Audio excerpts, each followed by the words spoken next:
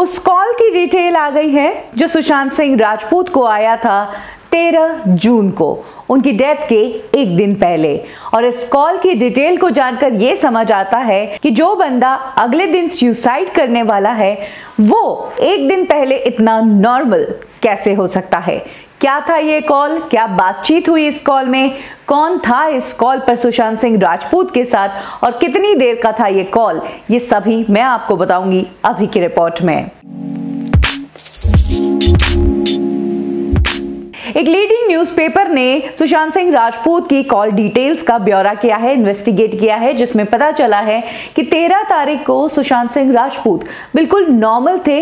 हर रोज की तरह वो कॉल्स ले रहे थे, इनफैक्ट स्क्रिप्ट के नरेशंस सुन रहे थे। जहां तक सुशांत सिंह राजपूत के बारे में कहा जा रहा था कि उन्हें फिल्में नहीं ऑफर हो रही है, उन्हें इंडस्ट्री से आउट किया जा रहा है, तो आपको बता दें कि उनकी जो फिल्म नरेशन थी उस दिन की 13 जून की, वो एक बहुत बड़े बैनर के साथ थी। जी हाँ, रमेश तौरानी के बैनर के साथ सुशांत सिंह राजपूत की एक फिल्म की नरेशन थी। 13 जून को दोपहर 2 से 2:30 बजे के बीच वो कॉन्फ्रेंस कॉल पर थे, जिसमें उनके साथ रमेश तौरानी थे, निखिल अडवाणी थे, इसके अलावा एक टैलेंट मैनेजर थे उदय सिंह गौरी, वो भी इस कॉन्फ्रेंस कॉल में थे और सुशांत सिंह राजपूत भी थे। 4 लोगों की ये कॉन्फ्रेंस कॉल थी और इस कॉन्फ्रेंस कॉल में निखिल अडवाणी सुशांत सिंह राजपूत को स्टोरी नरेट कर रहे थे।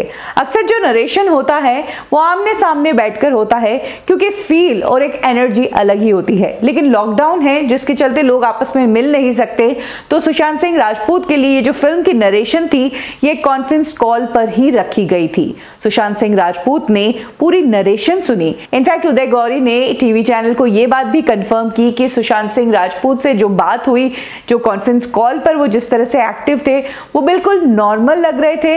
वो नरेशन सुन रहे थे और बीच बीच में वो सवाल भी कर रहे थे अपने कैरेक्टर को लेकर, स्टोरी को लेकर। 15 से 20 मिनट तक ये कॉन्फ्रेंस कॉल चली थी, जिसमें सुशांत सिंह राजपूत ने स्टोरी सुनी थी। तो इस कॉन्फ्रेंस कॉल से कई चीजें खुलकर सामने आती है कि एक, सुशांत सिंह राजपूत के पास काम था, उन्हें बड़े बैनर्स की फिल्में ऑफर हो रही थी।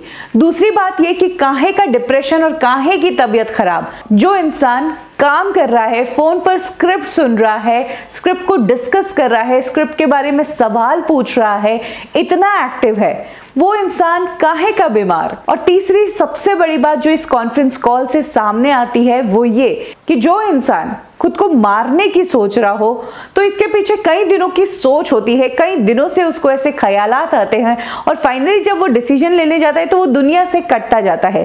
सुशांत सिंह राजपूत तो बिल्कुल नॉर्मल थे, सुशांत सिंह राजपूत तो अपना काम कर रहे थे। और वहीं अब घर का स्टाफ भी काफी संदेह में आ जाता है, जो कहता है कि सुशांत सिंह राजपूत खाना नहीं खा रहे थे, उनका मूड खराब था, रिया के बिना वो उदास थे। ये कॉन्फ्रेंस कॉल वाली डिटेल का खुलासा होने के बाद ये सारी चीजें वाकई में शक के घेरे में है कि क्यों सुशांत सिंह राजपूत के बारे में इस तरह की बातें फैलाई गई और क्यों इस तरह के बयान दिए गए कि वो उदास थे, वो डिप्रेस थे, वो बीमार थे, उनके पास काम नहीं था। इस कॉन्फ्रेंस कॉल से इस बात का खुलासा हो गया कि सुशांत सिंह राजपूत परफेक्टली फाइन थे और वो तो काम कर रहे थे लॉकडाउन के दौरान भी। जिस फिल्म का नरेशन वो सुन रहे थे उस फिल्म की शूटिंग इस साल के अंत में होनी थी, यहां तक का डिसीजन इस कॉन्फ्रेंस कॉल में हो चुका था। और हाँ, इस कॉन्फ्रेंस कॉल के खुलासे से एक और बड़ा खुलासा ये होता है कि मुंबई पुलिस ने ये सब क्यों नहीं किया। मुंबई पुलिस ने निखिल अडवाणी, रमेश तौरानी, उदय सिंह जो है इनसे पूछताछ क्यों नहीं की कि कुछ ही घंटों पहले की बात है, उनकी सुशांत सिंह राजपूत से बात हुई थी, वो कैसे साउंड किए, उन्होंने किस तरह से बात की। जिस इंसान के सर पर सुसाइड सवार होगा वो इंसान कैसे काम करेगा, कैसे नॉर्मल रहेगा।